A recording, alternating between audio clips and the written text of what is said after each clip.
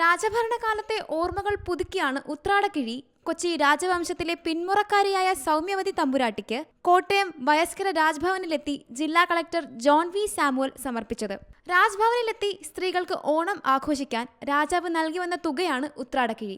രാജഭരണം അവസാനിച്ചതോടെ ഉത്രാടക്കിഴി നൽകുന്ന ചുമതല സർക്കാരിന് വന്നു ചേരുകയായിരുന്നു. വയസ്കര രാജ്ഭവനിലെ AR രാജരാജവർമ്മയുടെ പത്നിയാണ് സൗമ്യവതി തമ്പുരാട്ടി. ഉത്രാടക്കിഴി സമർപ്പണം പഴയകാല സ്മരണ ഉണർത്തുന്നുവെന്നും ഈ ദിവസം അത്യധികം സന്തോഷത്തിലാണെന്നും തമ്പുരാട്ടി പറഞ്ഞു. വളരെ സന്തോഷമാണ്. എല്ലാവർക്കും ഓണാശംസകൾ.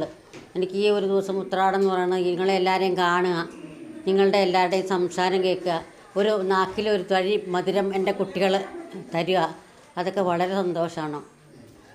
ഇതിലും വലിയ സന്തോഷം എനിക്കില്ലയെന്ന് പറയാം വേണയാവാം. അത്രയ്ക്ക് സന്തോഷം എൻ്റെ മനസ്സിൽ.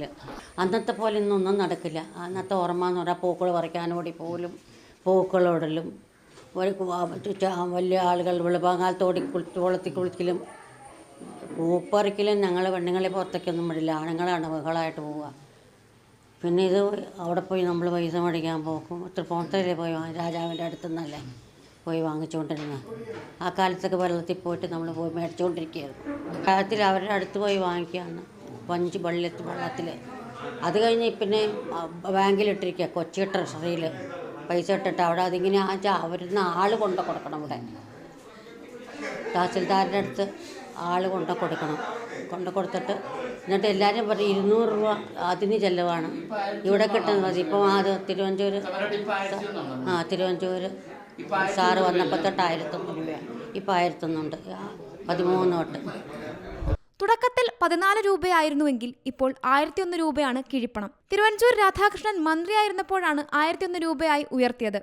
രാജ്ഭവനിലെത്തി തിരുവഞ്ചൂർ തമ്പുരാട്ടിയെ പൊന്നാട അണിയിച്ചു. Tahsildar SN Anilkumar, village officer M Naseem, deputy tahsildar Bini K Thomas തുടങ്ങിയവരും ചടങ്ങിൽ പങ്കെടുത്തു. സീ മലയാളം ന്യൂസ്, കോട്ടയം. പുതിയ വാർത്തകളും വിശേഷങ്ങളും ഇനി വിരൽ തുമ്പിൽ. എല്ലാ ഡിജിറ്റൽ പ്ലാറ്റ്ഫോമുകളിലും ഇപ്പോൾ സീ മലയാളം ന്യൂസ് ലഭ്യം.